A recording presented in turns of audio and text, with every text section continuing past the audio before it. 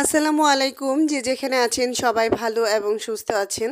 তো ছোট্ট একটি ব্লগ নিয়ে আপনাদের সাথে শেয়ার করতে চলে আসলাম। আসলে আজকে দিনটা আমার শুরু হয়েছে মেয়ের স্কুল দিয়ে।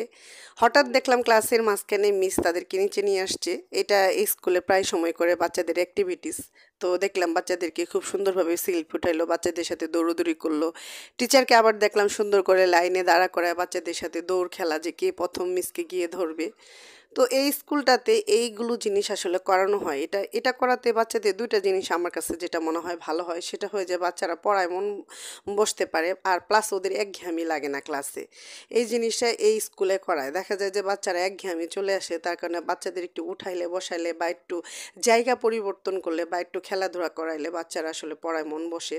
তো স্কুলটাতে খুবই ভালো একদম পরিবেশ, ভীষণ ভালো একটা স্কুল।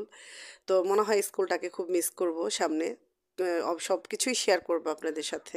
তো আজকে আসলে আমার মনটা ভালো নেই।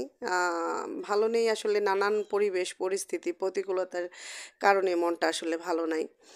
সবসময় যে একটা মানুষকে ভালো থাকতে হবে তাও তো কোনো কারণ নেই। তো আজকে আমি রান্না করব মুরগির মাংস। তো আহ, মাংসটাকে সুন্দর করে এবং মশলাটাকে সুন্দর করে কষিয়ে নিলাম, নিয়ে আসলে আমি মাংসটাকে দিয়ে ভালোভাবে কষিয়ে নিয়ে পানি দিয়ে দিব। তো ইদানিং স্কুলে যে বিষয়টা শুনতেছি যে পোলট্রি মুরগি নাকি খাওয়া যায় না, কি ধরনের নাকি ভাইরাস বের হয়েছে। বাচ্চারা আসলে আমার পোলট্রি মুরগি খায়। আসলে আমি অন্য কোনো খাবারে অভ্যস্ত করতে পারি না, হয়তো বা এটা আমারই বড় ব্যর্থতা যে মারা কেন পারে না। এই ডায়লগটা আসলে শুনতে শুনতে এখন খুবই খারাপ লাগে যে মা হয়ে মনে হয় জীবনে বড় অপরাধ হয়ে গেছে যে বাচ্চাদেরকে ঠিক মতো খাওয়াইতে পারি না। তা না, সবজি আসলে বাচ্চারা খায় না। চেষ্টা অনেকই করা হয়, এখন আসলে আমি ব্যর্থ হয়ে গেছি, হয়তো বা আমি ব্যর্থ মা।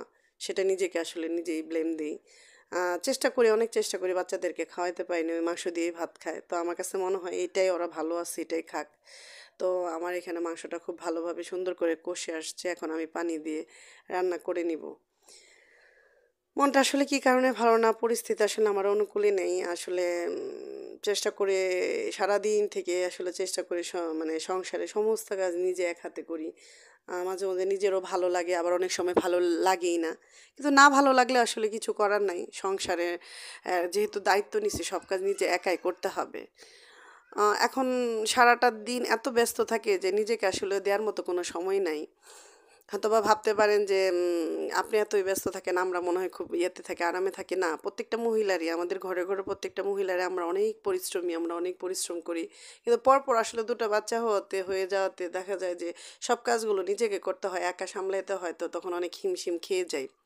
কিছু কথা আসলে আপনাদের সাথে শেয়ার করা যায়, কিছু কথা শেয়ার করা যায় না, তবে যতটুকু পারি শেয়ার করি।